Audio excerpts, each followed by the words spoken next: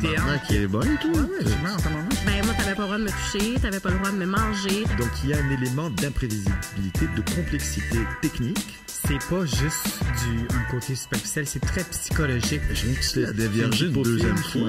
Est-ce que le patient choisit sa grosseur puis sa longueur ou C'est près de sa femme, Botox et tout ça, puis il le sait pas. Hey, bienvenue mes coucous sur le podcast Entre elle et lui, le podcast le plus demandé de la province.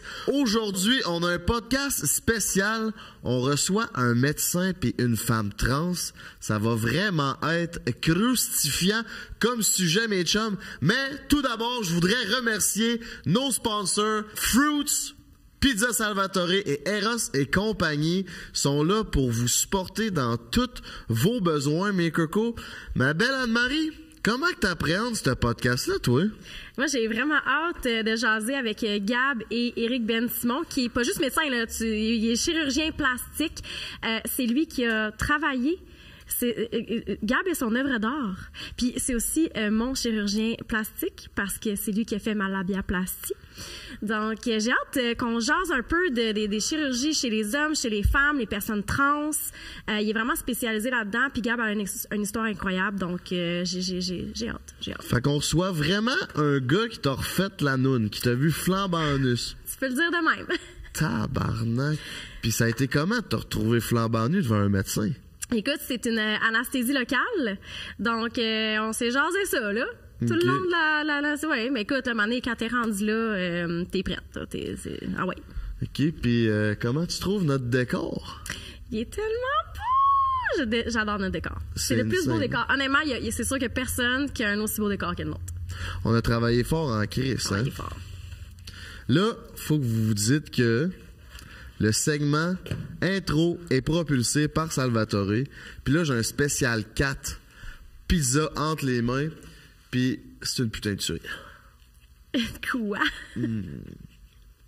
J'ai faim. Ah oui, one slice. T'en veux? Ben là, j'ai hawaïenne, j'ai garni, j'ai végétarienne, puis façon new-yorkaise. Moi, je suis... Qu'est-ce qui te plaît? Je suis plus végé. Végé? Toi, t'es-tu ananas sur ta pizza? Non. Moi, c'est façon new-yorkaise. OK. Merci pour le ASMR. Ben, ça me fait plaisir. Hey! On se voit après l'intro, mes cocos. Ça part live!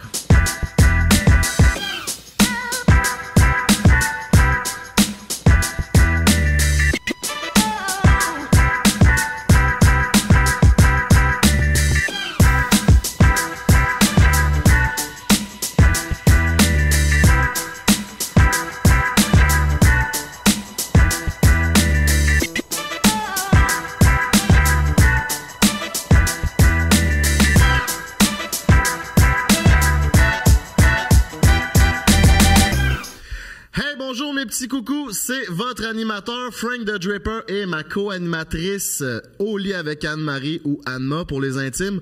Vous êtes sur le podcast Entre elle et lui. On commence tout juste, je pense qu'on est à la 2e épisode. Aujourd'hui, on reçoit le docteur Ben-Simon et la YouTubeuse, et pas juste YouTubeuse, écrivaine en tout cas. On va en parler. Conférencière, autrice, comédienne. Elle en fait des affaires. Elle en fait plein des affaires. Gabrielle Marion. Bonjour à vous, comment vous allez? Ça va, toi? Ça va très bien. Vous, Doc? Ça va comment très bien. Ça va? Yeah. Vous auriez pu rajouter mannequin aussi. Mannequin? Moi, j'avoue que... C'est des compliments, là, aujourd'hui. Oui, j'adore. Monsieur Ben-Simon, Éric Ben-Simon est chirurgien plastique. Vous avez aussi une surspécialité que je n'ose pas nommer. Là, je vous laisse le micro. En chirurgie maxillofaciale. Exactement. Donc là, aujourd'hui, on a comme un genre de package deal. Évidemment, la mission du podcast, c'est de mettre de l'avant les différences entre les hommes, les femmes, parce qu'on était socialisés différemment. Puis, on a décidé d'avoir une personne trans avec un chirurgien qui se spécialise, en fait, dans la transition, au niveau des chirurgies, justement, du visage, notamment. Surtout ça, oui. Surtout ça. Exactement. Donc, pouvez-vous commencer juste par me dire c'est quoi le lien entre vous deux? Parce que vous vous connaissez, là. Oui, absolument. Dans le fond, en 2016, je pense, je suis allé voir Dr. Éric Ben-Simon parce qu'il était spécialiste dans les chirurgies transidentitaires. Fait que moi, je voulais une féminisation du visage. Fait que je suis allé voir The Best of the Best. Puis je suis allé voir Éric Ben-Simon pour aller faire mes chirurgies du visage, ainsi que mes seins, mais plusieurs années après. Mais oui, voilà, c'est ça notre lien. Puis comment tu fais pour sélectionner un médecin? Tu du bouche à oreille, tu vas sur Internet, Wikipédia? Bien, c'est sûr qu'à Montréal, honnêtement, il n'y a pas vraiment de chirurgiens qui sont spécialisés dans la transition autre que Éric Ben-Simon. En tout cas, pas que je connaisse. Okay. Ça reste des procédures qui sont comme n'importe quelle procédure, je pense, chirurgicale, sauf que dans un sens de changement de sexe, on n'essaie pas nécessairement de... En tout cas, pas Éric Ben-Simon, je parle pour toi, là.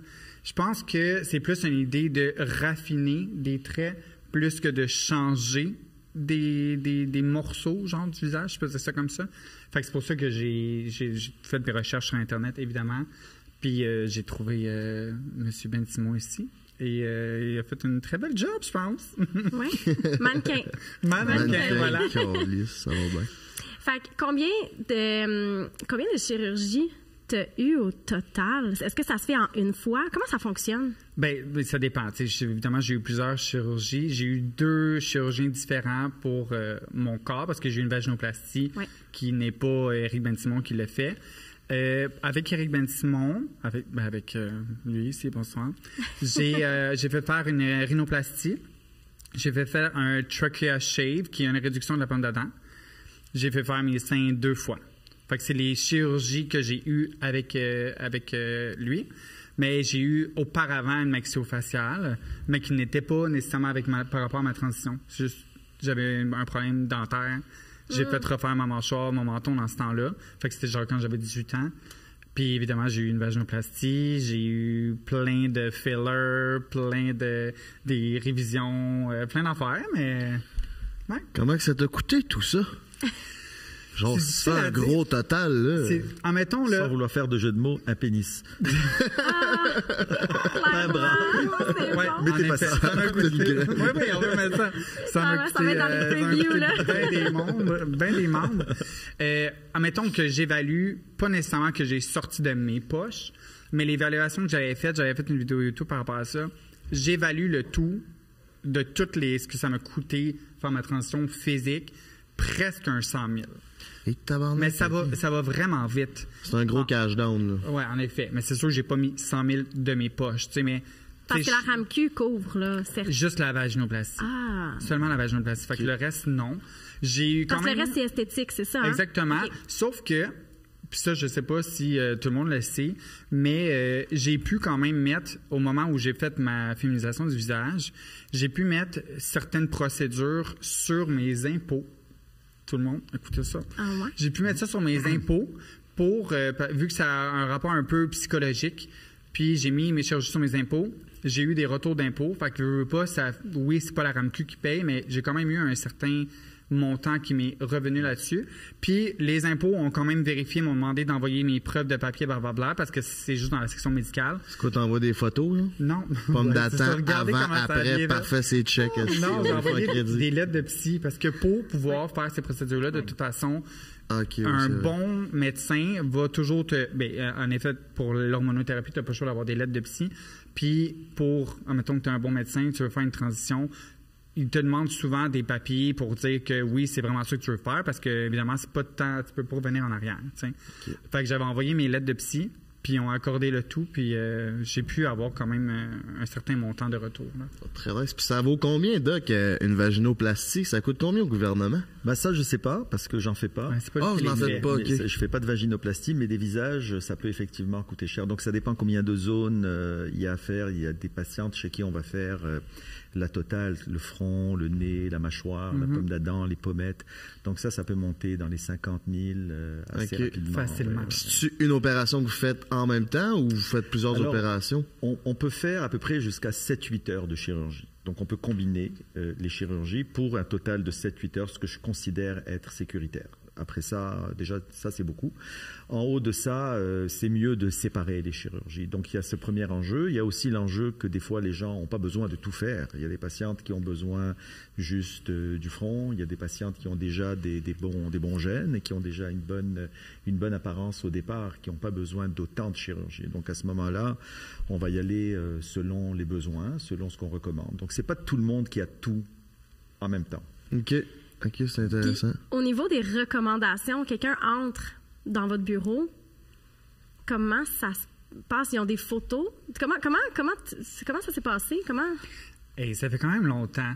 Je te coupe la parole, OK? Oui, vas-y. Tu as commencé quand à faire tout ce processus-là, là, en incluant l'hormonothérapie? Mon processus psychologique, parce qu'évidemment, ça commence toujours avec un processus psychologique, je l'ai commencé en 2015, si je ne me trompe pas. OK. Mon hormonothérapie, je l'ai commencé début 2016, je crois. C'est environ 1 an quand tu commences le début, le processus. Ouais.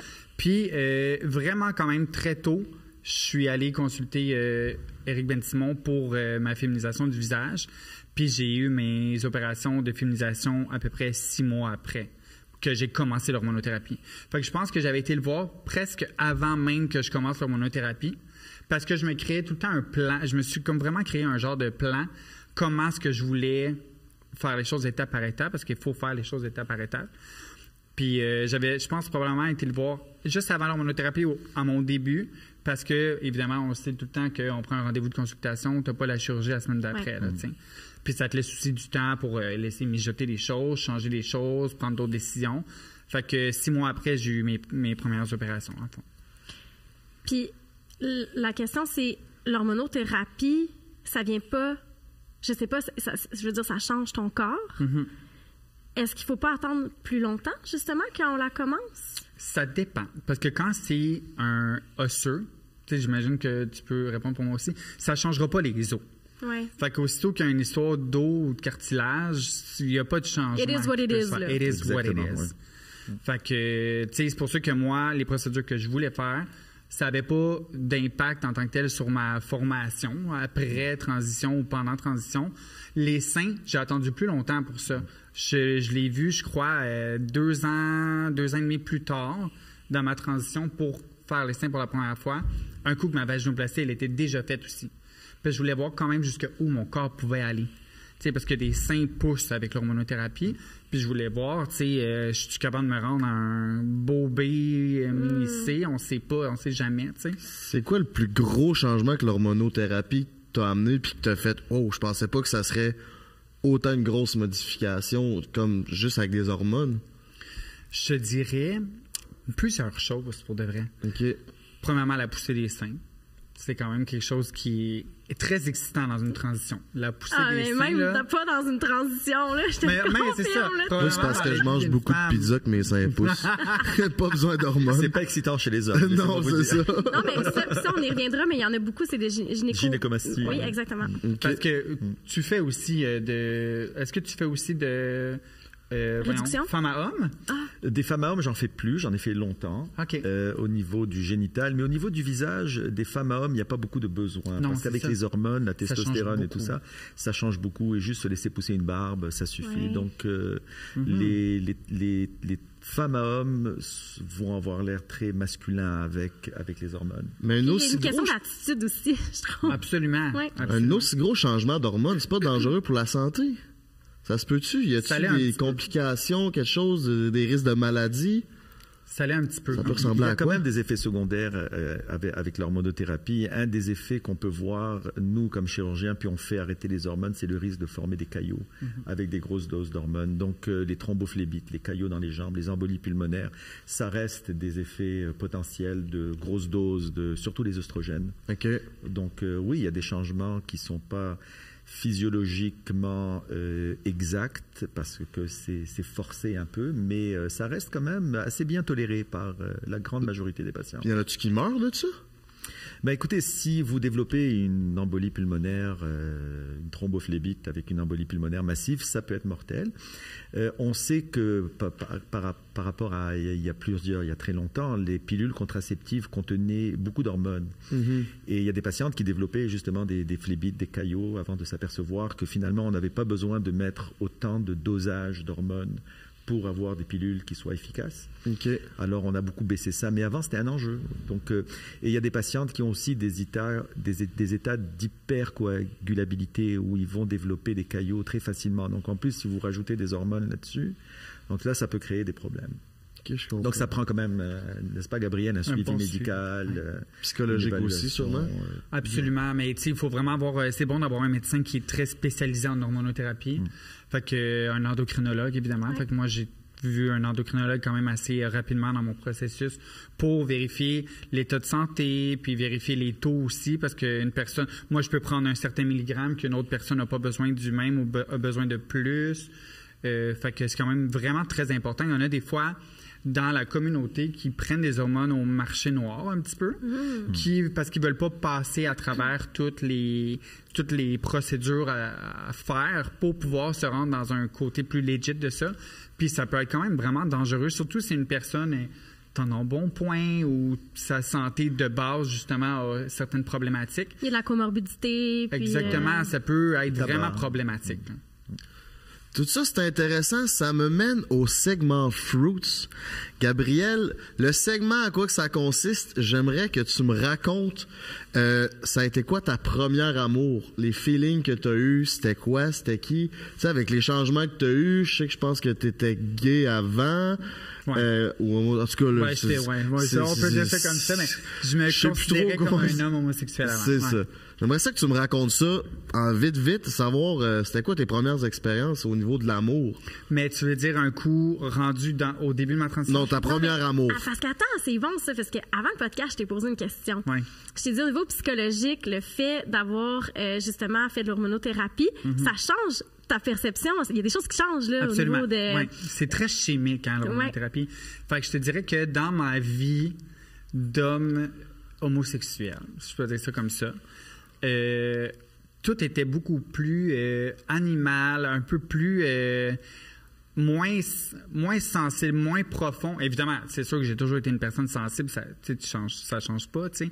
Mais il y a un côté un peu moins raffiné de l'amour ou du sexe. Plus pulsionnel. Exactement. La testostérone, là, c'est un ingrédient qui est assez... désir sexuel. Ça nourrit le désir. Surtout sur le désir sexuel. Honnêtement, sur la sexualité, ça change beaucoup de choses. C'est très possible d'avoir une très bonne libido. Je suis une comment je peux dire? Un exemple que ma libido, elle est toujours très bonne à ce jour, malgré la transition. Mais pour beaucoup, ça fait un gros down, tu sais. Je te dirais que quand j'ai commencé ma transition, le côté amour était plus intense. Le côté sexuel était moins animal, était plus sur tous les feelings, sur tout ce qui était psychologique. C'est très psychologique plus que physique. J'ai ton côté féminin a vraiment ressorti.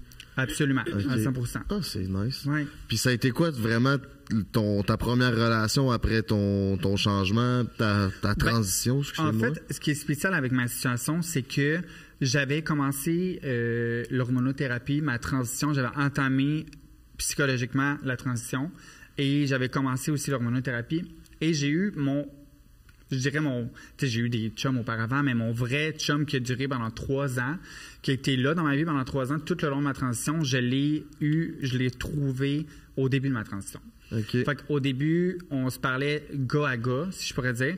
Puis finalement, à un moment donné, j'étais comme, tu sais, faut que je dise, j'ai des petits seins qui ont commencé à pousser, là, genre, tu sais, comme je m'en vais vers un autre profil, évidemment. Fait que je lui ai dit, puis il m'a dit, tu sais, je suis pansexuel, j'ai déjà sorti avec des femmes, pas de problème, tu sais, c'est avec ta personnalité que je connecte plus que sexuellement parlant. Okay. Ben, sexuellement parlant, bon, physiquement. Ça. Fait que là, je suis comme, OK, c'est bon. Fait qu'on est allé en date, whatever. Puis finalement, ça a duré 3 ans. Il a été avec moi tout au long de ma transition. Chaque étape, chaque opération, toutes les up and down que ça peut apporter. Puis c'est avec lui que la première fois que t'as baisé? Oui. OK. On n'était plus ensemble, par contre, quand on a fait l'amour pour la première fois, après vaginoplastie. OK. Mais je voulais que ça soit lui, parce que j'avais un lien de confiance. Non, mais tu connais pas ton corps, hein? Tu redécouvres ton corps quand tu recommences à zéro là, dans ta sexualité. Oui, absolument, tu sais. Fait que c'est beaucoup de testing. Tu veux pas faire ça avec quelqu'un de random, genre sur le coin de la rue, là. Moi, c'est le premier orgasme. Après la chirurgie. How does it happen? It's crazy. Mais tu sais, il y a 2 orgasmes quand même. Tu sais, ça reste que j'ai encore ma prostate. Alors, j'ai encore l'orgasme interne. Tabarnak, qui est bien, toi? Ouais, je suis bien en tabarnouche, là. Attends, là. OK, Doc, toi, tu fais pas... On n'enlève pas ça, une prostate. On n'enlève pas ça, la prostate. OK. Parce que c'est trop dangereux, pourquoi? Oui. OK. Ben, c'est pour les fuites urinaires, hein, je pense que c'est. Entre autres. Puis c'est trop une opération un peu trop majeure en plus. C'est vrai que c'est tannant de se pisser dessus. Fait que tout se bien la garder dans la prostate. C'est une bonne chose. Mais c'est fou parce que c'est ça, t'as encore la prostate, fait que t'as l'orgasme interne que j'appelle, qui est comme vaginal, qui est un peu prostatique, puis t'as l'orgasme clitoridien. Mais je te dirais que ce qui est fucké, c'est que sexuellement parlant, un coup que tu commences à prendre les hormones, le côté chimique des orgasmes change déjà. Fait que j'étais capable mon pénis fonctionnait plus parce que j'étais plus capable d'avoir d'érection en tant que tel, mais j'étais quand même capable d'avoir des orgasmes, mais le feeling était différent. C'était différent. Puis tu sais, il n'y a pas autant, il n'y a pas vraiment de liquide qui sort, en tout cas pas tant, là, c'est comme différent comme liquide. Là. Faut que tu mettes du lube. Ben, c'est juste qu'il n'y a pas l'éjaculation.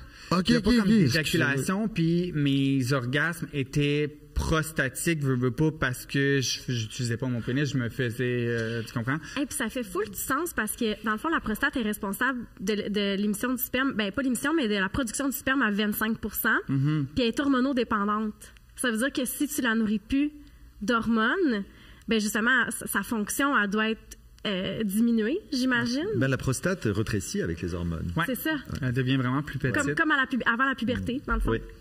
OK.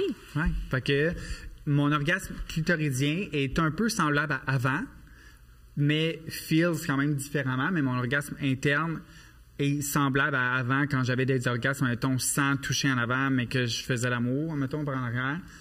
C'est semblable, mais le feeling est différent. Vraiment. OK. Puis ta relation avec cette personne-là au niveau émotionnel, ça a été comment dans toute cette transition-là?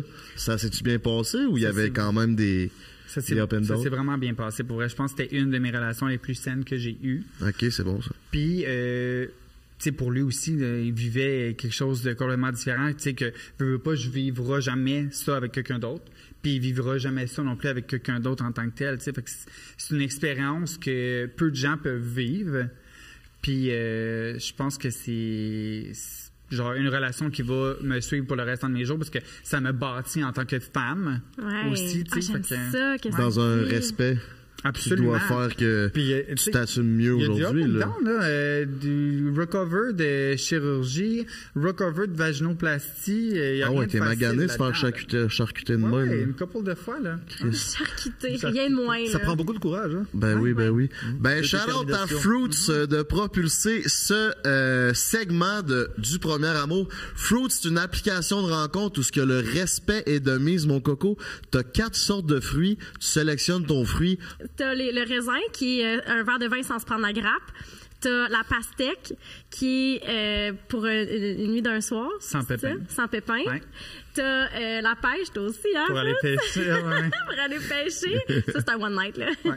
Puis t'as les cerises, parce que tu veux du sérieux. Oui. Yes. Fait que si t'as envie de trouver ta première amour ou de te gâter, mon coco, Macacut, Party Let's Go, c'est sur Fruits que ça se passe. Moi, je veux qu'on embarque un peu sur les chirurgies plastiques, esthétiques. Ben oui, allons-y. J'aimerais ça qu'on regarde un peu différence homme-femme. Parce que là, je pense que c'est des trends. Hein? Je pense que là, il y a de plus en plus d'hommes qui se présentent dans vos bureaux. Ça se peut-tu? Oui, ben les hommes ont toujours été une partie de nos patientes, de nos patients, une partie de la clientèle, je dois dire. Mais il y a un peu plus d'hommes qui sont un peu plus métrosexuels, qui prennent soin d'eux, qui aussi des hommes veulent aussi rester jeunes. Hein, et puis chez les hommes, c'est beaucoup aussi le visage qui est important pour eux. Ouais. Plus que chez les femmes, on est plus dans le corps. Exact. OK. C'est quoi la chirurgie qu'on vous demande le plus de pratiquer? En général? Oui. C'est l'augmentation mammaire. Ah oui, clairement. Hein? Chez les hommes, c'est quoi? Chez les hommes, ça va être les paupières, la liposuction, oui, les paupières, la liposuction des poignées d'amour principalement, la gynécomastie. C'est quoi ça, gynécomastie? C'est des seins qui poussent. OK. La pizza, là. La crise. Des pointes de pizza, là. C'est bon. Moi, Doc, je me suis déchiré le break quand j'étais jeune. Puis, tu sais, j'ai un double col roulé au niveau de mon bat. Je me demandais, c'est quelle opération que... Y a-t-il une opération? Y a-t-il une circoncision ou je laisse ça de même? Ben, il y a toujours l'opération que Gabriel a eue. Ok, ouais, je suis pas... tout à rentrer par en dedans, non, je suis pas rendu là. Ça, c'est un peu extrême, j'avoue, mais il y a possiblement moyen de une circoncision, probablement. Mais il faudrait consulter un urologue, par exemple. Ok, Ouais. mais y a-tu un vraiment faut le faire ou y a-tu des... Ben, si ça vous cause pas de problème, non. Non, je peux pas vous donner de conseils vu que j'ai pas évalué la situation. Un peu d'extra On va pour aller, Frank. on va aller là. off-cam, puis on va checker On va ça. aller voir ça. Ça me fait penser que moi, je connais Dr. Ben Simon. Comment parce ça, non? qu'il m'a déjà opéré. Il y a 1 an et demi, j'étais allée le voir pour faire mes seins. Puis moi, il faut que je le dise là, pendant le podcast parce que je trouve ça hyper respectable. On discute, puis là, je dis, ben, tu sais, j'aimerais ça faire un redrapage. J'ai quand même des gros seins, bon, ça. Fait que là, il me dit, t'as quel âge? Ben, j'ai 33. OK, tu fais-tu des enfants? Oui. Il dit, je sais pas ce que tu fais ici, là. Retourne chez vous, là. Moi, j'opère pas ça, là. Il dit, tu veux des enfants? Au niveau des risques pour l'allaitement, vous m'aviez donné le pourcentage. Vous m'aviez dit, si c'est un rêve que t'as d'allaiter, je voudrais pas t'enlever ça. Pour le petit pourcentage, même s'il est minime, c'est quoi? C'est 11, 5? C'est dans les 5 à 10%. C'est ça. De ne pas être capable d'allaiter ou d'être capable d'allaiter, mais de ne pas avoir assez de lait, de produire assez de lait. Donc, il faut prendre ça en considération pour une maman qui veut éventuellement allaiter avant de faire une chirurgie. Est-ce que tu en retournes souvent des clients comme ça? Y a-tu un pourcentage? Je peux dire 1 sur 10? Non, ben, je dirais peut-être 2 à 3% des patientes à qui on va dire... d'attendre ou d'y penser. OK. Ouais. C'est important parce que c'est quand même, il faut essayer d'extrapoler entre ce que les gens veulent et ce que ça peut avoir comme impact sur leur vie. Donc, pour une patiente dans la trentaine qui veut des enfants, je pense que c'est un peu logique de recommander d'attendre avant d'investir dans une chirurgie. C'est pas donné, hein, qui coûte cher, puis de faire les seins. Parce que de toute façon, même si vous auriez pu allaiter, il est possible qu'après les grossesses, il faille recommencer. Fait que le retour sur investissement, il n'est pas terrible. Je comprends. Ouais. Fait que je suis retournée chez nous avec mes marques de crayons. Il aurait fallu que ça soit en haut de la ligne, puis là, c'était en bas de la ligne. Je me disais, bon, m'endurer mes seins pendant un petit bout. Fait que t'as fait quoi avec le budget de tes seins? Mon Dieu, c'est une bonne question, mais... T'allais-tu mettre ça sur sa marge de crédit? Cash down. Cash down? Oh, c'était bien. Non, mais... Puis outre cette rencontre-là... T'avais déjà fait la noune avant? La noune. Fait que oui, en gros, moi, j'ai déjà eu une labiaplastie. C'était en 2013. Ça fait vraiment longtemps. Puis, ouais, c'était drôle parce que vous aviez encore mon dossier avec les photos. Puis, j'étais comme, aïe, c'est à ça qu'elle ressemblait. Ouais. Parce que, tu sais, t'oublies, là, de quoi ton corps a l'air. Fait que, non, ouais, j'ai eu une labiaplastie. Puis ouais, ça m'a marqué. Je vous avais trouvé sur Google parce c'était pas tant commun que ça. Je pense que ça l'est de plus en plus. Ouais, c'était pas très commun effectivement il y a 10 ans, 15 ans, mais on en faisait quand même. Moi, j'en fais depuis 20 ans, mais c'était très occasionnel. Maintenant, c'est devenu quelque chose d'assez commun, de très fréquent. Ouais, c'est ça. Hein, c'est sur un pourcentage. Tu es capable de me donner un pourcentage sur, mettons, 10 patientes qui rentrent. Ça représente, je dirais, dans les 3-4% de la pratique. Ouais. Et ça dépend vraiment du profil de chaque chirurgien. Donc, moi, je fais quand même beaucoup de choses. Je suis assez diversifié dans ce que je fais. Donc, c'est pas... Puis souvent, maintenant, les patientes sont plus à l'aise avec des chirurgiennes. Il y a beaucoup de chirurgiennes, des femmes chirurgiennes plastiques. Alors, c'est un peu normal aussi d'être peut-être un peu plus à l'aise avec une femme. Donc, mes collègues chirurgiennes en font beaucoup, là. Ouais. Ah ouais. Moi, je sais pas, j'avais vraiment, ça avait vraiment été comme un sentiment de confiance, là. Tu sais, ça faisait longtemps que j'y pensais. J'avais été voir des gynécologues qui refusaient catégoriquement parce que je pense que ça peut être couvert par la RAMQ dans certains cas. Moi, c'était hors de question. Puis, je me rappelle, j'étais tellement stressée parce que, tu sais, il faut que il faut étudier la région. Là. Puis là, quand j'avais baissé mes pantalons, je me rappelle, vous aviez eu une réaction. Vous m'aviez dit « Ah! Mais il n'y a rien là. » Vous aviez vraiment eu cette réaction-là, puis ça m'a tellement rassurée. Mais tu sais, je veux dire, on a quand même réussi à enlever un petit peu, là, mais tu sais, ça m'avait tellement rassurée de faire comme « Ah! » Tu sais, de quelqu'un qui en voit, puis de quelqu'un qui... Parce que mon médecin de famille m'avait déjà dit « J'ai jamais vu ça. » Ah, Mon médecin de famille. que tu étais anormal, genre? Ouais. Ben voyons Parce donc. que mes petites lèvres dépassaient. Trop de smoke Peux-tu meat. croire? Peux-tu croire? Mais là, Mais il faut que je dise quelque chose, c'est pas anormal d'avoir les petites lèvres Absolument qui dépassent. pas. Oui, il faut vraiment, c'est important de le dire, c'est normal, c'est une variation de l'anatomie. La question, c'est est-ce que les gens sont à l'aise avec ça ou pas. Donc il y a aussi le confort esthétique. Il y a des gens pour qui l'esthétisme de la région est important, mais il y a aussi le confort fonctionnel, parce que des petites lèvres trop longues, ça peut faire mal, ça peut accrocher. Donc, Pogner mais dans le je voudrais zipper, pas que les hein. femmes qui nous écoutent pensent que c'est pas normal d'avoir des. Ouais, non, absolument pas. C'est Non, ça, puis mais au contraire, je me dis, si on est rendu une gang à se faire opérer, il y a quelque chose qu'il faut travailler là, dans la société, je pense. Là. Je veux dire, si on est tous rendus là à se les faire ajuster, mais là, c'est peut-être pas les petites lèvres qu'il faut ajuster, là. C'est peut-être dans la notre façon tête. de penser. Là. Mais tout- ça vaudrait pour toute la chirurgie esthétique. vrai, ouais. c'est vrai. Ça vaudrait pour toute. Ouais, j'avoue. toi, Anma, dans ta tête, ça a été quoi le déclic qui t'a fait dire, OK, il faut que j'aille me faire opérer? Moi, ça faisait... en 2013, là, j'avais 25 ans. Puis, ça faisait déjà 10 ans que je complexais à un autre niveau sur le sujet. Dans le sens où je suis rentrée dans... Je vais la raconter l'histoire, là. Je suis dans l'autobus en secondaire 2. Les gars de secondaire 3, il y a un magazine Playboy. On retourne à l'époque que Internet, il fallait que tu te plugues à ton téléphone. Il n'y avait pas de réseaux sociaux. Il n'y avait pas d'Internet. Il n'y avait pas de pornographie disponible comme ça. Première fois que je vois une vulve qui n'est pas la mienne. Puis c'est toutes des vulves, pas de petites lèvres. Une craque. Puis là, je suis comme, attends 1 minute, là. J'ai pogné un 2 minutes, là. Puis là, je me dis, hey, je suis pas faite de même. Puis là, t'as les gars qui salivent sur le Playboy, là. Puis toutes tes pages sont toutes de même, les vulves. Puis là, tu te dis, attends 1 minute, ils vont en trouver une comme la mienne, là. Toute collante. Écoute, ouais, c'est ça, le magazine était collé raide. Fait que j'en viens chez nous, je me baisse les culottes, puis je suis comme panique générale. Moi, ça a été... Il y a eu jamais eu de point de retour après ça, là. Puis ça a été quoi les effets psychologiques quand t'arrivais pour avoir une relation sexuelle? Zéro épanoui dans ma sexualité, là. Zéro, puis une barre, là. Mais qu'est-ce que tu veux dire? Ben moi, t'avais pas le droit de me toucher, t'avais pas le droit de me manger, t'avais pas le droit de me regarder. C'était la pénétration dans le noir. Dans le noir? Dans le noir. Puis ça s'arrêtait là, là. Fallait pas que tu saches que j'avais des petites lèvres, là.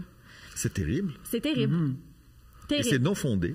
C'est complètement Et non fondé. aujourd'hui, Ouais. à en parler, probablement, vous devez vous dire ça. Mais ça n'a pas pas de bon d'affaire. sens. Ouais. Ça n'a pas de bon sens, là.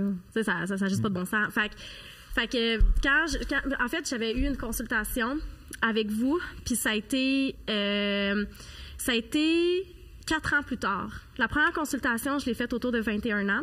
J'ai eu un chum qui était comme, hey, fais pas ça, là. T'es vraiment normal. Puis à l'âge de 25 ans, je suis tombée célibataire, puis là, j'ai dit non. Là, ça suffit. Tu sais, je suis tannée de pas me sentir épanouie, bien dans mon corps. Fait que je l'ai fait. Puis ça a fait une bonne job parce que, je vais le dire, première fois que j'ai des rapports sexuels post-chirurgie avec quelqu'un, il met sa main, parce que là, c'était la première fois que je me laissais toucher par quelqu'un, il me dit « Wow! T'as vraiment une belle vulve. » J'étais genre « That's it! » J'ai rentabilisé l'opération d'un coup. OK. Ça peut chiffrer à combien une opération de même? Ben moi, dans le temps... peut-être je peux vous laisser répondre. Ben, aujourd'hui, c'est dans les 4000. 4000. Ouais, quelque chose comme ça. Ouais. Moi, dans le temps, c'était pas aussi Ouais, non, dispendieux. ça a augmenté, effectivement. Ouais. Mais c'est une opération qui se fait sous anesthésie locale. Ah, on s'est jasé ça, là. Ouais, on est réveillé, on jase avec la patiente. Ça dure 1 heure. Donc, c'est pas plus long que ça? Non, c'est pas long. Okay.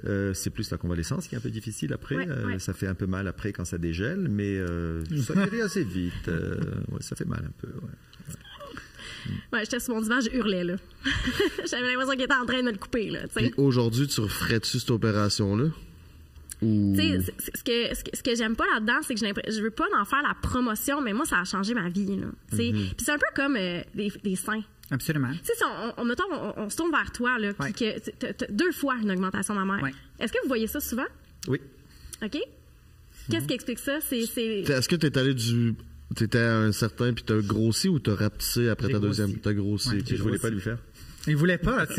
C'est ça que j'aime, par contre, de lui, c'est que il est rationnel. Puis tu sais, t'en as parlé tantôt, il est super rationnel. Puis fallait que je tourne un bras parce qu'on se connaît quand même bien, justement. Fait que je pouvais y tourner un bras, mais il n'y a pas de chance que. Il y a une chance que je le connaissais un peu, parce que sinon, j'aurais pas eu de chance de l'avoir. Là. Okay. Mais c'est ça. Dans le fond, j'ai augmenté mes seins. Ça fait 1 an. Ça va faire 1 an. Ça fait 1 an, oui. Puis là, t'es-tu satisfaite ou tu vas retourner encore sur la planche à dessin? C'est tout le temps. Il faut J'en parlais avec mon copain, justement, la semaine passée. C'est pas vrai? Non. C'est-tu parce qu'à chaque fois de t'opères, il y a un risque, tu sais, mettons, ça fait 3, 4, 5 fois que tu reprends des seins, maintenant, il doit plus avoir grand-chose à couper ou... À un moment donné, il manque de place. Les prothèses, si des prothèses sont trop grosses, il va manquer de place. L'autre chose qui arrive aussi, c'est que des implants trop volumineux, ça fait un temps. Okay? Donc, plus c'est gros, moins ça dure longtemps. Donc, il faut penser quand même, pour ce genre de choses, le long terme. Alors, j'ai quand même beaucoup d'expérience. J'ai la chance de voir des patientes que j'ai opérées il y a 15 ans, 20 ans, puis chez qui c'est encore beau. Et pour celles chez qui c'est encore beau, puis il n'y a pas grand-chose à faire, à arranger, c'est souvent des patientes qui n'ont pas été trop gros ou qui ont été proportionnelles avec leur silhouette. Okay. Donc ça, il y a quand même, sur le long terme, il y a une relation de grosseur. Il y a aussi la qualité des tissus. Bon, Gabriel, quand même, tu as une bonne peau, ça tient, c'est solide, ça ne va pas glisser de sitôt. Pas de peau. Donc, il y a quand même beaucoup d'éléments qu'il faut prendre en considération. Alors, on ne peut pas mettre des gros implants chez tout le monde. Là, c'est ça. C'est différent pour tout le monde. Ouais. Moi, j'aurais une question pour toi en tant que professionnel. Tu as fait affaire avec Amy Jade, Raphaël Roy. Tu vois ça comment que les créatrices de contenu ou les influenceurs mettent ça de l'avant, les chirurgies? C'est une bonne question, j'ai jamais pensé à ça. Pour moi, chaque patiente est une patiente. Donc, qu'elle soit... j'ai des patientes de tous les milieux, de partout, toutes les couches de la société, tous les métiers. J'ai eu quand même... C'est intéressant de voir que c'est pas une certaine catégorie de patientes qui font ça. Donc, écoutez, je peux pas dire qu'à quelque part, c'est pas une bonne chose pour notre industrie, parce que ça rassure peut-être des gens qui veulent pas le faire, etc. Ça démocratise peut-être un peu aussi la chose. Ça démystifie peut-être beaucoup de choses que ça en parle.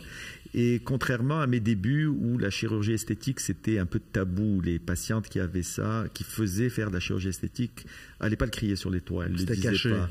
Oui, maintenant, c'est plus accepté, il y a même une certaine fierté à le dire. Ce qui a quand même beaucoup changé l'évolution dans les 20 dernières années. Là, Clairement, une évolution que je pense... Encore là, je veux votre opinion sur le fait que c'est de plus en plus jeune. Tu sais, avant, les chirurgies plastiques, je pense que c'était plus pour le monde de 40, 50, 60, mais là, on dirait qu'il y a c'est toujours de plus en plus jeune. Est-ce que je me trompe?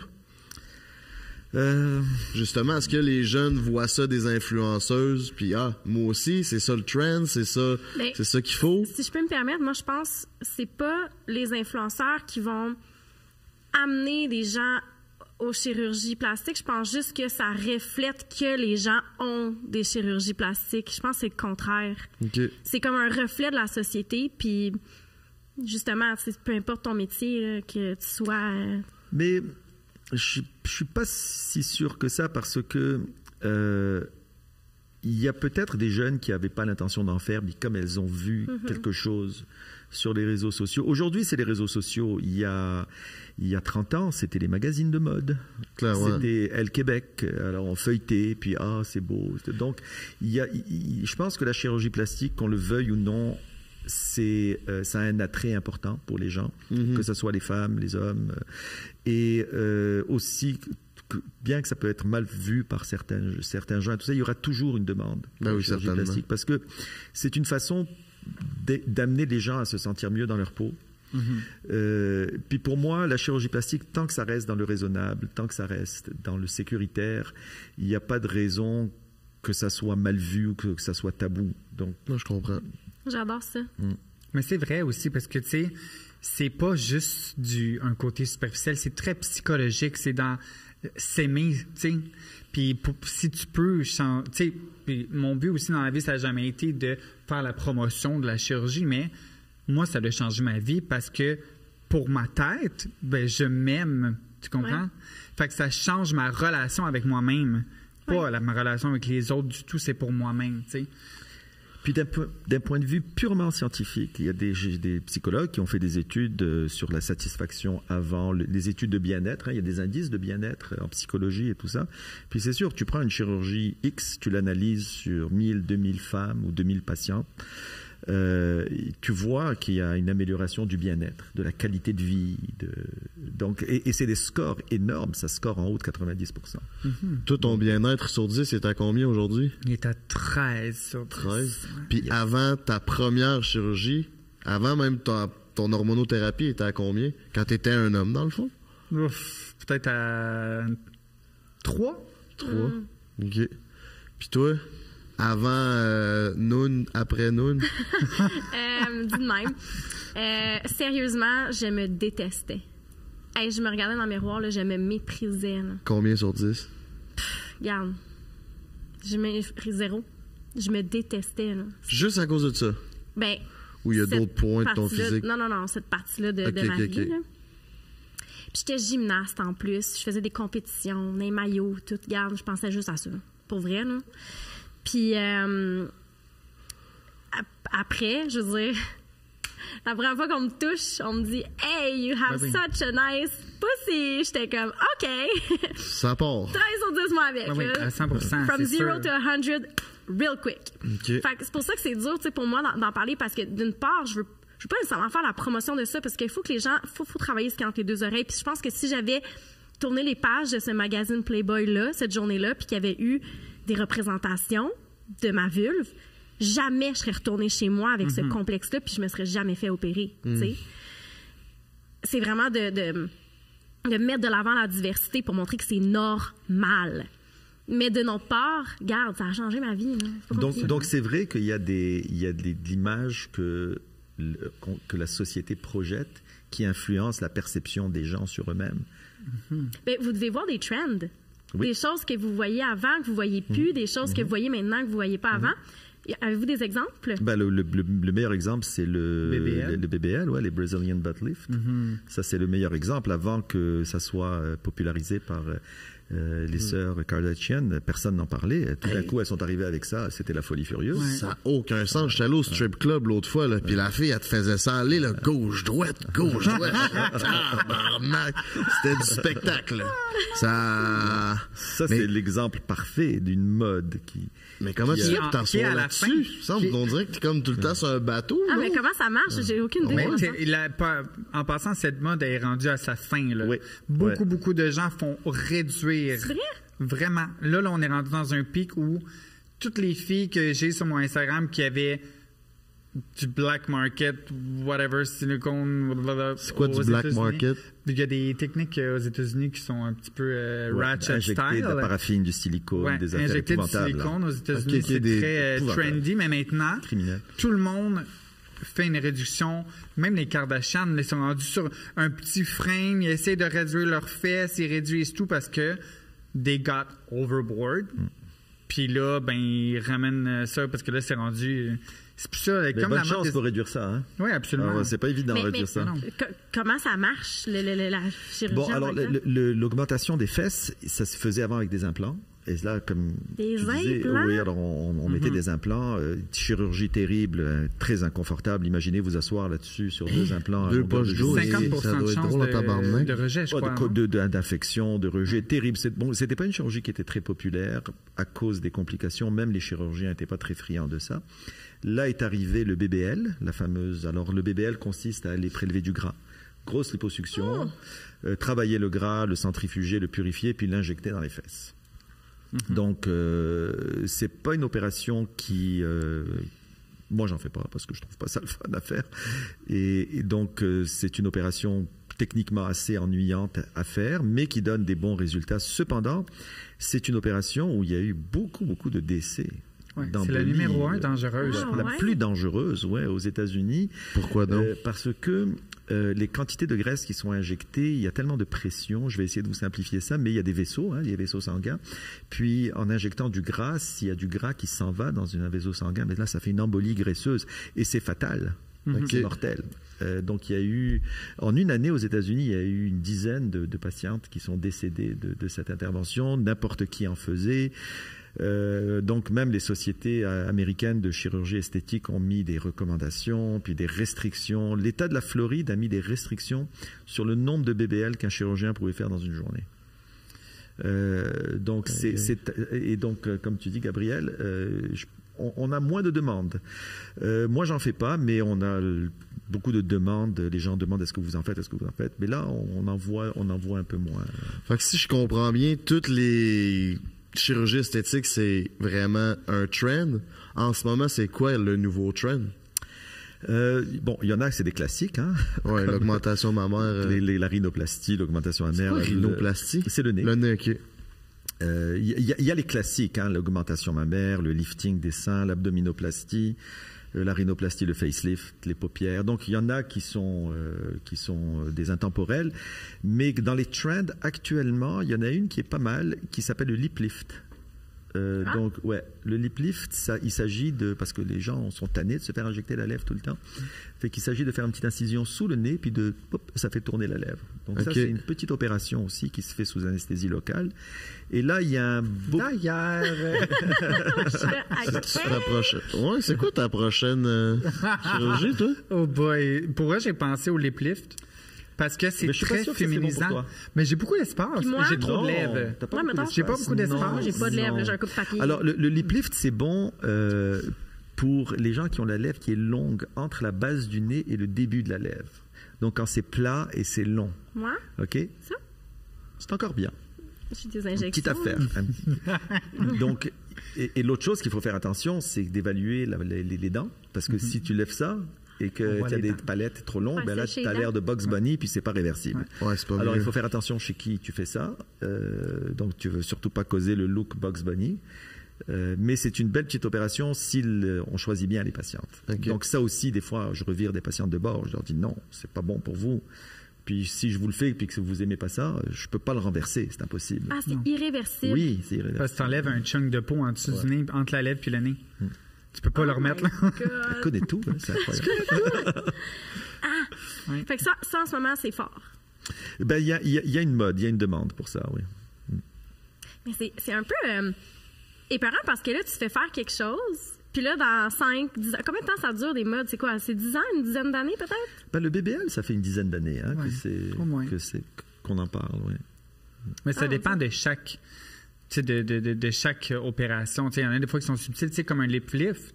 Un lip lift, c'est quand même, ça reste subtil. Oui.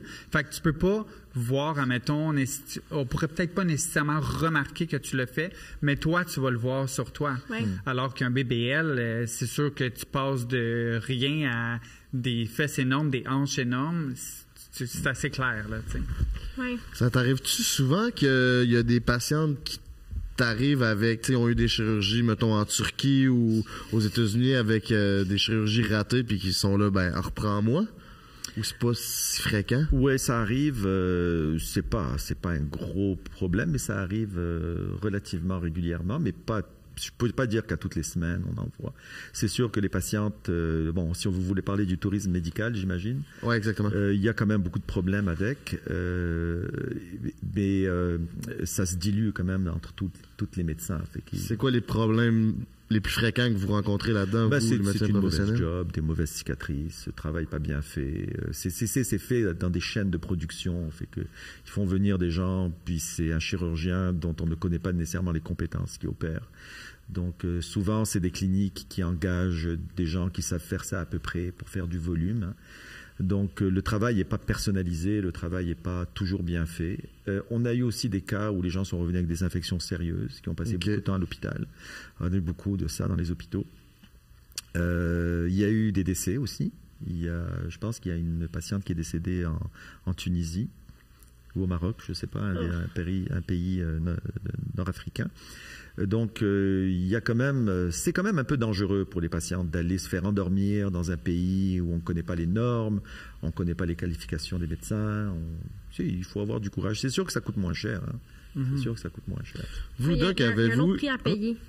Il y a un bon prix à payer. C'est la sécurité. C'est ça. Ouais. Vous, Doc, avez-vous eu des chirurgies esthétiques? Oui, absolument.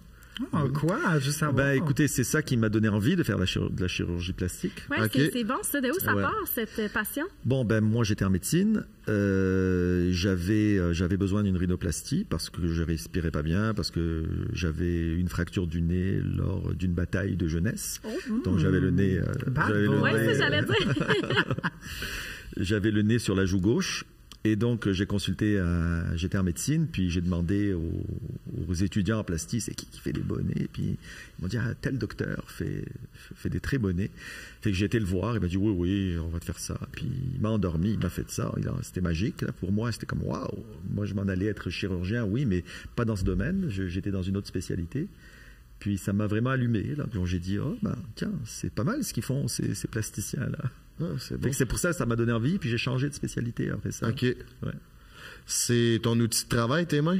Oui. Ça coûte combien à assurer par année, cette belle petite paire de mains-là? Plusieurs milliers de dollars. Parce que si tu perds une main demain matin... c'est un problème. C'est un gros problème. Ouais. Hein? On le jinxera pas. Là, Non. On n'appellera pas ça dans l'univers. On veut qu'ils continuent à embellir tout le monde des gens. A une partie de son corps qui est un outil de travail, que ce soit la main, que ce soit le cerveau. Il y en a pour qui c'est les pieds. Mais ils rapportent pas toute la même affaire. Ils rapportent pas toute la même affaire. Il y a des cerveaux qui rapportent très cher. Ça, c'est sûr. Au-delà de la rhino, oui. Quoi d'autre? C'est tout, rien d'autre. OK. Ouais. Très beau nez, by the way. Ouais. Ça fait longtemps que... Toi, Frank, t'as-tu déjà pensé à faire une procédure? À part me faire enlever... je me suis fait péter le break puis que le cap est un peu trop long. C'est une circoncision, peut-être, mais c'est pas problématique. Comment on se fait péter le break? Je suis curieux là C'est pas assez mouillé. C'était pas mouillé. J'étais jeune. Dans ce sens, ok, j'avais pas compris. J'étais jeune, mais j'ai rien senti, ça se fait tout seul. C'est pas une peau qui est très énervée, hein? Non, c'était pas énervé. J'étais comme, je viens-tu la dévierger une deuxième fois? Qui a pas beaucoup de terminaisons nerveuses. Hein? Non, vraiment pas. Puis, c'est pas problématique, mais non, je vois pas là l'intérêt d'avoir une chirurgie plastique. Même pas, tu sais, Botox, je sais pas, cerne, parce que, tu sais, il y a de plus en plus... Est-ce que les hommes sont de plus en plus jeunes, ceux qui demandent pour ces procédures-là? Non, c'est des hommes, je vous dirais, fin quarantaine, début cinquantaine, qui commencent à regarder ça. Ouais. Puis, sont-ils nerveux quand ils rentrent dans le bureau? Tu sais, sont-ils comment, tu sais? Parce qu'on s'entend que on est plus habitué que les femmes parlent de ça, j'ai l'impression, là. Ouais, comment ça se passe? Les hommes sont plus appréhensifs, sont plus chochottes que les femmes. Tabarnouche, oui. Ouais. Ils ont peur des piqûres. Puis ils y vont vraiment à tâtons. OK. Ouais. Ils n'ont pas la bravoure des femmes. Les femmes, elles arrivent, elles sont déterminées. Elles font ça, puis fais-moi ça, puis fais-moi ça en plus. Puis tiens, tu m'as rajouté ça. Puis les hommes, c'est comme tu leur expliques, ils te regardent ça. Ouais, on parle. J'ai des amis qui ont 35 puis sont rendus à se faire couper le canal famille, là, la vasectomie. Puis dès qu'on se met à parler de ça, là, tout le monde est stressé autour de la table. C'est père de manche, le te faire enlever les plis du front ou le te faire couper. Ouais. Quand on pense à ça, c'est... Imagine, moi, je me l'ai fait enlever. Mais on va transformer. Transformer, oui. Mais... ouais, je sais pas, j'entends, on dirait, de plus en plus les hommes de mon entourage parler de Botox. Puis de... Mais tu vois, moi, je travaille en clinique quand même esthétique aussi, tu sais. Puis les hommes viennent beaucoup plus ces temps-ci. Tu sais, comme on est dans une ère où les hommes commencent à vouloir prendre un peu plus soin de eux. Mais c'est ça, comme tu disais, ils sont un petit peu plus chochottes. Ils sont un peu plus stressés, mais ils essaient de pas trop le montrer. Puis, ils essaient de garder ça vraiment très low-key. Fait que c'est comme s'ils sont dans l'ère du tabou de la femme d'avant, quand que la femme ne voulait pas trop montrer, pas trop dire qu'elle faisait les choses. Là, c'est rendu les hommes. Mais c'est encore drôle. Puis c'est drôle, il y a un phénomène, là. Il y a beaucoup d'hommes que je vois, c'est leurs femmes qui les envoient. Ouais. Ah ouais? Oui, je vois des couples. Le gars, il me dit... C'est elle qui veut, moi. Puis le pauvre gars, il est allongé sur ma table d'opération quelques semaines après. Ok, Mais les paupières... Ce qui n'est pas le cas chez les femmes. C'est rare que les femmes se font influencer par leur conjoint, par leur mari ou leur chum. C'est souvent une décision très personnelle. Alors... Nous autres, on n'a pas besoin d'un conjoint pour nous pousser à ça. On a juste besoin de regarder un peu les magazines, puis regarder autour de nous. Puis je pense que c'est sociétal. On se fait les standards de beauté.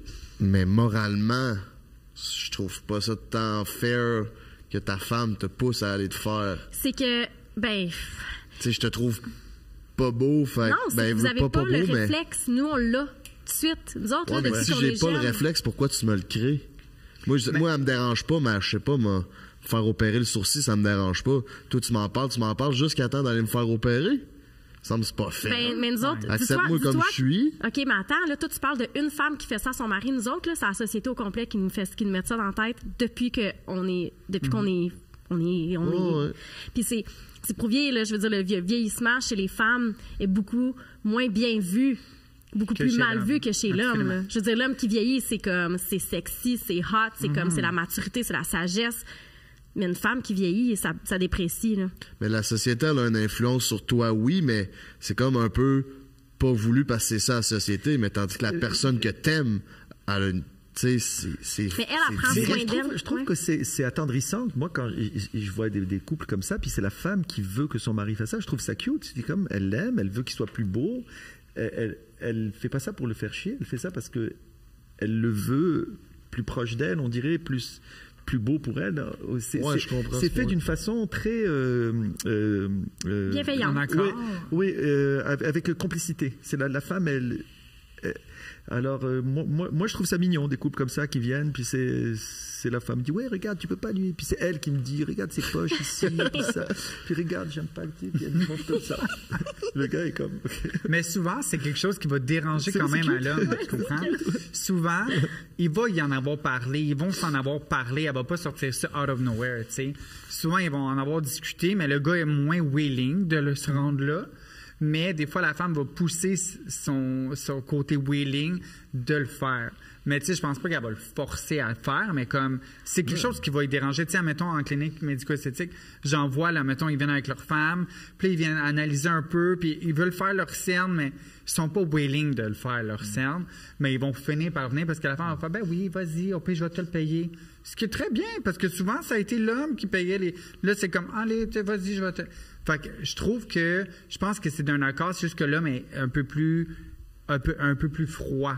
Tu sais, il est moins tenté de vouloir le faire. Je comprends. T'sais, nous autres, on est habitués de changer notre corps pour les hommes, pour le regard masculin, le male gaze qu'on appelle, qui est comment l'homme hétéro, en général, va vouloir nous regarder. On est constamment là-dedans. Ça a commencé avec le maquillage, la coiffure, les vêtements. Absolument. Exactement. Et là, c'est rendu... Mais tout ça, c'est le même... Okay, je comprends. C'est la même dynamique. Mais, encore là-dedans, il y a beaucoup de femmes qui vivent avec le fait que leur mari ne veulent pas qu'ils fassent des procédures. Moi, j'ai peut-être 60% de mes clientes qu'il ne faut pas que leur mari sache qu'ils font du Botox, qu'ils font des petits fillers un petit par-ci par-là. Leur mari ne le savent pas. Fait que, tu sais, il y a aussi un petit côté... Cachotier. Oui, absolument. Pourquoi tu penses? Moi, j'ai un de mes meilleurs amis, je traite sa femme du Botox et tout ça, puis il le sait pas. On sort, on va au restaurant tous les quatre, puis en couple, puis il n'a aucune idée. Puis des fois, elle a un petit bleu, puis elle lui dit qu'elle s'est cognée. Elle s'est cognée sur un coin. Idée. Ah, oui. Tu lui dis pas, hein, je dis pas. Confidentialité. Toi, tu peux pas le dire à ton ami. Secret professionnel. Pourquoi? Pourquoi? Ben, il y a beaucoup d'hommes qui ont le côté stéréotypé des injectables en partant. Fait que tu dis, je vais aller faire mes lèvres, ils vont voir quelqu'un un peu de mon calibre qui a des plus grosses lèvres, puis que ça fait trop bimbo ou whatever. Ils vont tout de suite avoir un espèce de visuel de ce qui trouve too much, admettons, chez une femme, quoique souvent ils vont regarder de la pornographie. Les femmes vont avoir l'air de ça, mais ils veulent pas que leur femme soit là-dedans. Fait qu'ils vont voir ce stéréotype-là, puis des fois, quand la femme est comme, je m'en fous, c'est mon corps, je vais le faire pareil, blablabla, les maris commencent à comme, hop, ils s'habituent, c'est pas si pire. Puis des fois, il y en a qui vont finir par payer leurs injections. Ben tu peux y retourner. Tu sais, c'est vraiment pas si pire que ça parce qu'ils ont un visuel faux de ce que c'est vraiment. Oui, tu peux te rendre à l'extrême, mais ça veut pas toujours dire que tu vas à l'extrême parce que tu vas faire des fillers. C'est ça, exactement. C'est absolument rien une seringue, là, tu sais. Fait que, il y a une fausse perception. Oui, ça me fait penser à une histoire. Première fois que j'ai eu des injections, moi, là, pour vrai, je n'avais pas de lèvres, OK? La photo avant-après, de maintenant, puis en ce moment, je veux dire, elles sont pas grosses, mes lèvres, là, on sait le dire, là. Mais j'en avais pas, OK? Puis première fois que je fais une seringue, je veux dire, c'est le minimum, là, tu sais. J'étais revenue à la maison, puis je m'étais pognée avec mon chum à l'époque. Ça fait quand même une couple d'années. Il était là. Il me parlait comme si j'avais, tu sais, j'avais l'air d'un canon. J'avais une seringue, là. Tu sais, genre toi, là. Tellement insultant. Ah ouais. J'étais rendu ça pour lui. Mais on fait mieux les lèvres maintenant. Avant ça, on faisait toujours des boudins, des lèvres de canard.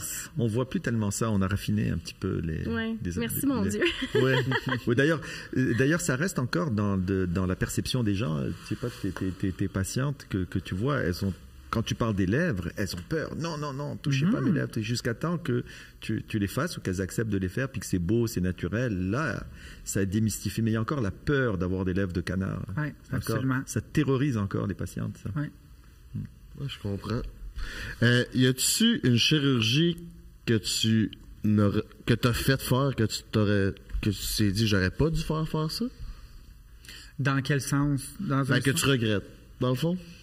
Honnêtement, j'ai aucune chirurgie que je regrette. OK. Pourquoi j'ai aucune chirurgie que je regrette? Là, tu dis ça parce qu'il est Non, vraiment pas. Vraiment pas. Parce que ça a changé quand même toute ma perception de moi-même. Ça a changé beaucoup de choses dans ma vie, veux pas. Puis, tu sais, c'est sûr qu'il y a des chirurgies qui sont plus rough que les autres. Mais, c'est bizarre à dire, mais moi, parce que j'ai fait faire une labiaplastie après ma vaginoplastie. C'est vrai? Ouais, mais juste dans mes grosses lèvres. OK. Maud Bélanger avait fait, dans le fond, je trouvais que mes grosses lèvres étaient trop grosses, puis mes cicatrices avaient, tu sais, comme c'était pas les plus belles, fait qu'elle m'avait dit, je peux refaire tes cicatrices puis réduire tes grosses lèvres. Attends, je t'arrête là. On peut faire une labiaplastie des lèvres externes. Des grandes lèvres aussi, oui. Ouais. Une réduction des grandes lèvres. Hey, on m'apprend quelque chose, là. OK. Absolument. Okay, fait que moi, je trouvais que j'avais... Parce que j'ai pas vraiment de petites lèvres, moi, de ma vaginoplastie. C'est très minime, là, mettons. Là. Ouais. J'ai vu une photo, tu m'avais montré, on a déjà fait un podcast ensemble, oui, back in the day, tu m'avais montré une photo pour vrai, là. On mettrait femmes trans, femmes hétéros, femmes lesbiennes, peu importe, on s'en fout, là. Une à côté de l'autre, là, pour vrai, inaperçu. Magnifique. Absolument. Ouais. Tu sais, la technologie, c'est une technologie. Les avancées scientifiques sont vraiment rendues bien là-dedans. Ouais, surtout pour male to female. Absolument. Ouais, parce que le contraire, c'est un peu plus compliqué, le contraire. Là. Ouais. Mais j'avais eu, c'est ça, ma réduction des grosses lèvres. Puis ça a été mon opération qui m'a fait le plus mal, mais durant l'opération. Qu'est-ce que j'étais pas bien gelée. Durant? Oui. Parce que c'est local, mais... comment qu'on appelle ça? L'exilocaïne? Oui, bien ça, c'est qu'est-ce qu'elle m'a piqué, mais la cautérisation, là, ah oui, OK. Je l'ai senti. On veut pas sentir ça, voilà. Mais tu sais, ça a pas rapport, des fois, c'est juste que c'est un peu compliqué, j'imagine, à viser les bonnes places pour geler, en tout cas, whatever. Mais c'est la seule opération que je referai jamais. OK, c'est intéressant. Mais c'est pas sur un point physique parce que c'est très beau. Vraiment juste sur un point que parmi tout ce que j'ai fait, c'est celle qui a été la plus traumatisante. Hey, j'ai même pas de misère à te croire. Juste se faire faire le laser à cet endroit-là. Ah, absolument. Hey, je sacre sa table. Ouais, imagine sentir te faire cautériser, genre. Non. C'est une autre histoire, là. Non? Ouais. Fait que si je comprends bien, pour passer d'un gars à une fille, tu prends le pénis puis tu ravales tout ça par en dedans. Tu ravales tout ça. Mais si... C'est très simpliste, là. Non, Chris, tu le rentres pas par en vider dedans. avant. On passera pas de... Oui, il faut le vider. Il faut vider. Faut vider du corps caverneux. Oui, les corps caverneux, spongieux. Ouais. Découper toutes les petites veines, les petits... Regardez juste les terminaisons nerveuses du gland. OK, mais si on est une fille puis on veut faire pousser une graine, comment qu'on fait ça, Doc? Ah ben ça, c'est compliqué. C'est un peu plus compliqué. Ça s'appelle une phalloplastie. Et ça, il s'agit, on en a fait beaucoup, j'en ai fait beaucoup, j'ai arrêté il y a quelques années. On prenait toute la peau de l'avant-bras. On prend toute la peau de l'avant-bras. Un bon chunk, là. À peu près de là jusqu'ici. C'est une cicatrice à vie, là. Oui, avec les vaisseaux. J'ai une photo de ce que ça ressemble, le bras après, sur mon téléphone. Je pourrais vous montrer ça. On prend les vaisseaux aussi, les nerfs, pendant qu'un autre chirurgien vide le vagin, enlève toute la muqueuse du vagin, toute la peau interne du vagin, la ferme, fabrique ce qui est la poche, le scrotum, avec les grandes lèvres de la patiente, fabrique le tuyau pour l'urine, ce qu'on appelle l'urètre, prend les nerfs du clitoris, puis on s'en vient avec le pénis qu'on a fait un tube avec, puis on le branche sur des vaisseaux dans l'aine avec un microscope. OK. C'est une opération de 7 heures à 2 chirurgiens. C'est bon. Ouais. Puis c'est-tu risqué? Oui, plus risqué qu'une vaginaux. Parce que là, c'est t'en enlèves des bouts. Les saignements. Puis le bras, bien sûr, il faut le fermer. Hein, quand la peau est enlevée, fait qu'on prend une greffe de peau sur la cuisse. Okay. Qu'on met sur le bras, sauf que la greffe de peau est très mince. Donc ça fait un bras un peu comme une cicatrice d'un grand brûlé. Je sais pas si vous avez déjà vu ça. Ouais. Donc ça fait un bras qui est tout le tour, assez marqué. Donc c'est une opération extrêmement majeure. Et dans un deuxième temps, il faut faire une autre opération pour connecter l'urètre pour que le patient puisse uriner debout.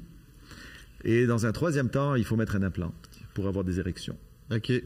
Donc, c'est pas mal. C'est une grosse job. Oui, une grosse job. Ouais. Mais est-ce que le patient choisit sa grosseur puis sa longueur ou t'as un... En fonction de la longueur du bras. OK. Mais c'est pas toute la longueur du bras. OK, c'est pas toute. C'est à peu près les 2 tiers. Non, c'est l'avant-bras. C'est à peu près les 2 tiers de l'avant-bras. OK. Ah, c'est bon. Moi, j'en aurais quand même un peu pire, je pense. C'est quand même un long avant. Mais il arrête un bon baptême. Ouais, on arrête à peu près là. Fais voir. On arrête à peu près ici. Ah, de là à là? Ouais, fait que de là à là à peu près. Un 6-7. Ah ouais. C'est respectable. Absolument. Dans la chambre de hockey, t'aurais du respect. Mais ça se voit, par exemple. Ça ressemble pas à un pénis. Oh, ouais, c'est ça. Contrairement à l'homme à femme, où la vulve, c'est à s'y méprendre, la phalloplastie, c'est comme... on n'est pas rendu encore à quelque chose qui a l'air d'un... C'est un tube. De peau. Ouais. C'est mécanique aussi, tu sais, fait qu'il n'y a pas d'érection. C'est ça, les rapports sexuels doivent être... on connecte les nerfs. On connecte les nerfs du clitoris aux nerfs du bras. Donc, il y a une certaine réinnervation, mais c'est pas toujours extrêmement sensible. OK. Moi, j'ai des idées, là, parce qu'il y a quand même un corps caverneux spongieux au niveau du clitoris. Pourquoi pas le coller? Coller ensemble, on les met dans le tube. On le garde, le clitoris. On garde tout ça, on l'enlève pas, on n'ampute pas le clitoris, on le garde enfoui sous le nouveau pénis. Pour qu'il y ait une sensation au niveau du frottement du pubis. Donc le clitoris est juste dégainé. On prend un des 2 nerfs du clitoris, donc on garde un autre nerf, et on connecte un des 2 nerfs au bras, l'autre reste là. Donc par la pression profonde à la base du pénis, il y a la sensation du clitoris. Wow! Ah! Ça, je savais pas. Mais la partie externe... Parce que moi, je suis bien pognée avec ma statistique de ces 9 femmes sur 10 qui atteignent l'orgasme grâce à une stimulation directe et externe du clitoris. Cette partie externe-là qui est si précieuse, est où exactement? Elle est enfouie à la base du pénis. OK, fait qu'il n'y a plus de surface. Non, tu le vois plus. Il n'y a plus jamais de stimulation directe du clitoris. Non, c'est pas dire. Il faut vraiment que le frottement du pubis profond avec le mouvement du nouveau pénis qui frotte là-dessus. Oh mon Dieu, on dirait que c'est... C'est un peu comme une masturbation personnelle, là, genre. Mais en fait, c'est plus comme... C'est parce que là, ça devient une stimulation indirecte. Ouais. Oui, exact. Oui. Donc... Il n'y a plus d'accès direct au clitoris. C'est ça. Hey, c'est un pensez-y bien, là. Parce que c'est comme ça que tu as un orgasme. Puis il n'y a plus de point G parce qu'on enlève... c'est ça, non, on n'enlève pas les extensions du clitoris latéral, comme ça, les 2 cornes là, qui descendent. Ça reste là, mais il n'y a plus de stimulation entre parce que le vagin est fermé. C'est ça. Et la partie où, théoriquement, est situé le point G, elle est fermée, il n'y a plus d'accès, là. Fait qu'il n'y a plus de stimulation indirecte qui était là à la base. Il n'y a plus indirect-direct. C'est juste indirect, mais c'est même pas le indirect qui était là avant. Je sais pas si le monde va comprendre ce que je viens de dire. Mais il n'y a plus d'entrée, c'est juste sur le dessus, puis il y a quelque chose par-dessus. Fait que tu frottes quelque chose. Mais je pense pas qu'on peut prétendre que chez toutes et tous les patients trans, la sexualité est... Le point important? Non, pas le point important, et comme avant. C'est important. Okay. Mais est-ce que la sensation, l'expérience est aussi bonne qu'avant? Ça reste quand même... c'est pas quelque chose qui est acquis chez tout le monde. C'est relatif. Il y en a que, oui, leur sexualité est émancipée, ou c'est comme avant, ou c'est des fois même mieux, parce que il y a d'autres facteurs, mais d'un point de vue purement mécanique, c'est plus du tout la même chose. Là. Mais ils ont l'avantage de mieux se sentir dans leur peau. Fait que c'est un mal pour un bien. Ouais. Absolument. Là, il y a des orgasmes qui sont décrits beaucoup chez les patientes trans, mais on peut pas dire à un ou une patiente votre sexualité va être comme avant, faites-vous-en pas. C'est comme un peu comme l'allaitement. C'est aussi dans votre travail de médecin de leur dire c'est quoi, ça va être quoi après. C'est extrêmement important. Hein? C'est ça. Parce que vous faites quand même, je pense que vous faites beaucoup de personnes trans. Ben, comme Gab disait au début, est-ce que vous êtes le seul? Parce que je sais aussi que vous êtes enseignant. Fait que j'imagine que vous enseignez, vous formez des gens qui vont avoir ces habiletés-là?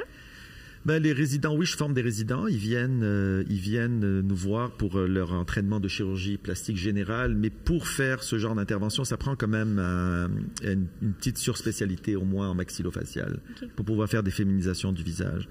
Donc, ça fait pas partie de la formation de base d'un plasticien d'aller aussi loin, parce qu'on fait des choses quand même assez complexes. C'est comme briser les os des sinus. Pour bring it back, parce que souvent un homme va avoir un os ici beaucoup plus proéminent que chez la femme. Oui. Fait que il faut quand même qu'il joue beaucoup avec le crâne, briser tout ça, replacer tout ça. Tu t'es fait péter la face quand... Moi, j'ai pas eu besoin de ça. Elle a pas eu besoin. Okay. J'ai pas eu besoin, Vigan. Un beau front. C'est un beau front, merci. Mais typiquement, les hommes ont des fois une grosse bosse ici, le sinus. Ouais. Alors il faut couper d'une oreille à l'autre, décoller la peau. Et ensuite, on enlève une partie de l'os ici, une partie du sinus, on le refaçonne, puis là, je le remets en arrière avec des vis. Puis ça, c'est quand même assez donc c'est quand même assez gros. Puis là, on a la face, un décalotement total. Le scalp. Moi, en plus, j'ai entendu dire que le sang, c'était pas votre tasse de thé que vous aviez.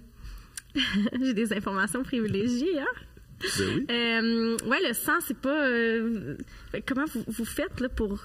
je dis toujours à la blague que les chirurgiens, on n'aime pas le sang parce qu'on n'aime pas opérer pendant que ça saigne. Donc, c'est dans ce sens. Mais donc, on fait attention, on coagule, on fait en sorte que ça saigne le moins, parce que moins ça saigne, plus c'est le fun d'opérer. Ouais, je comprends. Quand ça saigne beaucoup, tu vois pas bien, puis tu sais... Donc, on s'arrange pour que les patients ne saignent pas trop quand on les opère. C'est comme qu'un plombier plug une fuite, c'est mieux que l'eau soit fermée. Exactement. C'est quoi votre intervention préférée? Est-ce que vous avez le droit de le dire? J'en ai pas de préféré. Il y a des interventions que je n'aime pas faire, puis je les fais pas. Mais tout ce que je décide de faire, c'est parce que j'aime le faire. Donc, je fais tout ce que j'aime avoir de la variété, ça c'est important. J'aime pas faire tout le temps la même chose. Donc j'aime dans une journée avoir un petit peu de tout. Mais j'aime beaucoup faire des rhinoplasties. Ça c'est l'opération probablement la plus compliquée de ce qu'on fait. La rhinoplastie reste l'intervention la plus délicate en chirurgie esthétique. Pourquoi? Parce qu'on a vraiment besoin de conserver le... Parce que la technique de rhinoplastie en elle-même c'est compliqué. Donc, opérer un nez, c'est compliqué d'abord. D'abord, c'est très minutieux. C'est ce qu'il y a probablement de plus minutieux dans le visage. La rhinoplastie, les structures sont petites et il y a énormément de techniques. Il y a des livres entiers qui sont écrits juste sur la pointe du nez. Alors, c'est très, très compliqué. Il y a plein de petites techniques. Il ne faut pas croire que la rhinoplastie, c'est une technique. C'est des dizaines, des vingtaines, des centaines de petits éléments. Un point ici, une petite greffe là. Donc, il y a énormément de raffinement. Et donc, techniquement, c'est difficile. Intellectuellement, c'est difficile parce qu'il faut avoir énormément de connaissances sur toutes les techniques qu'on peut faire. Puis, un nez, tu le fais à mesure que tu opères. Tu fais quelque chose, ça tombe bien, non, c'est pas bien, ça me plaît pas, tu refais. Donc, c'est contrairement à d'autres opérations où ton plan est fait, tu vas du début à la fin. Il y a énormément le côté plutôt... d'embûche. Improvisation artistique, donc pour un nez. On peut pas se fier au plan. Il y a un plan général, mais il faut toujours avoir des plans B, C, D, E. J'aime ça, une improvisation artistique. C'est vrai, c'est de l'art. Ben oui, absolument.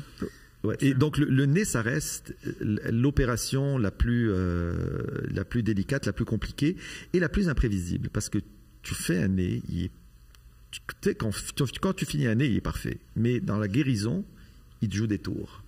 Il y a cicatrisation interne, ça tire, un petit peu d'os qui se reforme. Donc il y a un élément d'imprévisibilité, de complexité technique, c'est compliqué techniquement à faire, et de complexité intellectuelle, parce qu'il faut avoir des connaissances sur tout ce que tu pourrais éventuellement faire dans un nez. Donc ça c'est l'intervention dans les formations que je fais, c'est ce qui revient le plus souvent. C'est intéressant. Moi, j'ai une question pour toi, Gab. Ça se passe comment le dating life quand on est une femme trans? Tu vas-tu sur Fruits ou tu vas-tu sur les applications de rencontres? J'ai été sur Fruits, mais là, j'ai un chum. OK, là, t'as un chum. J'ai un chum, okay. Ça va faire presque 1 an. Okay. C'est sûr que j'ai souvent été en couple. Fait que j'ai pas beaucoup vécu le dating life. Tu sais, pendant longtemps, j'ai pas vécu le dating life.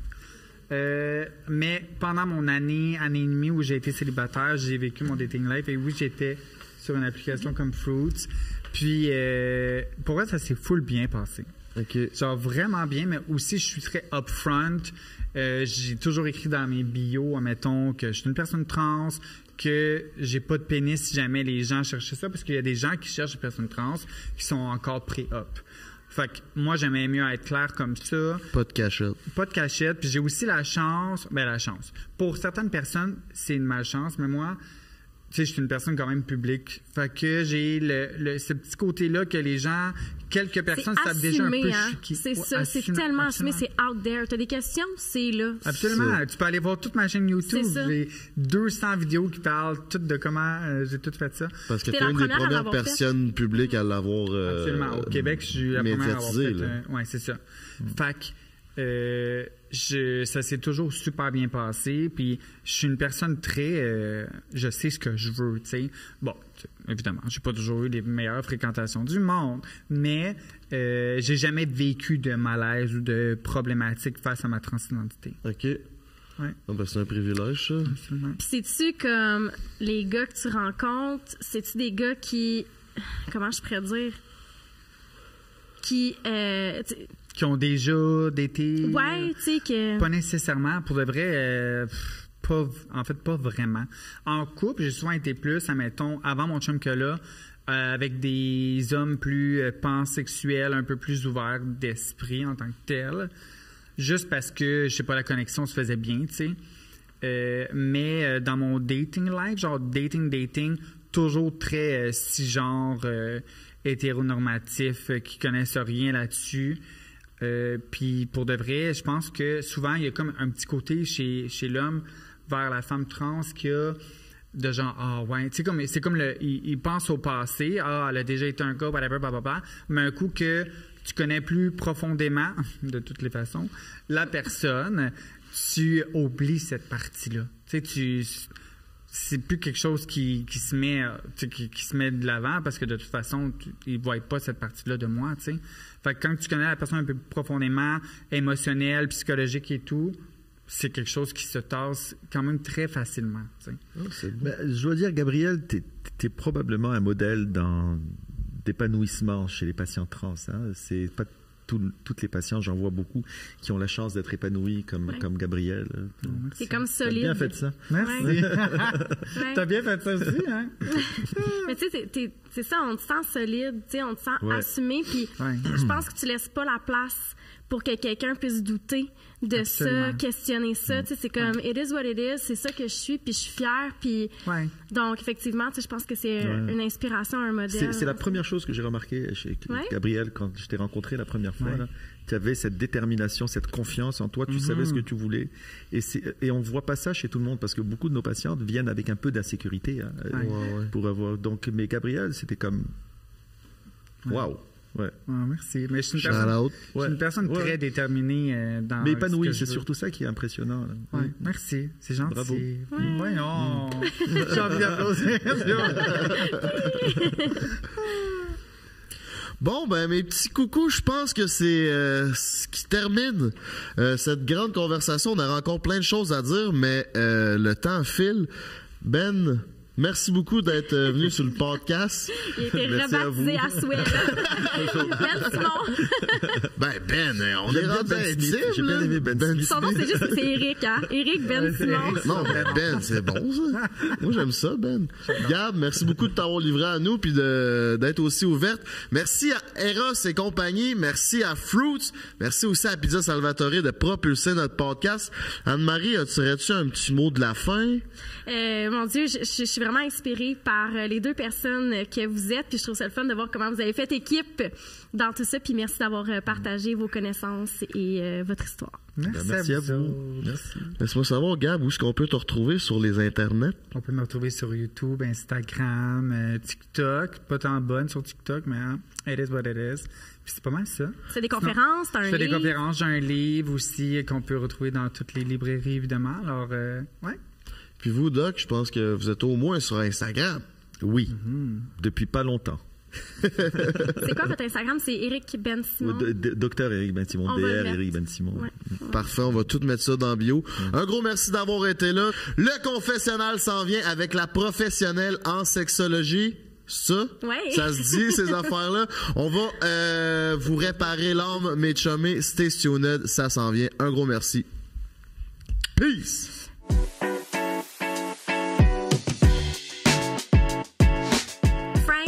Yes, Anna. On est rendu au segment à cœur ouvert. Mon segment préféré parce que c'est en toute intimité entre nous deux puis nos 150 000 auditeurs. Absolument.